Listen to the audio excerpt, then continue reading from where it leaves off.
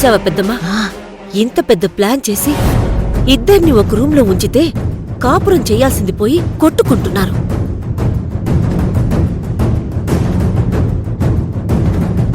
కాకి, వాళ్ళిద్దరినీ కలపడానికి నాకు మార్గం దొరికిందే. మార్గం దొరికిందా? ఏంటి పెద్దమ్మా? ఇదిగో.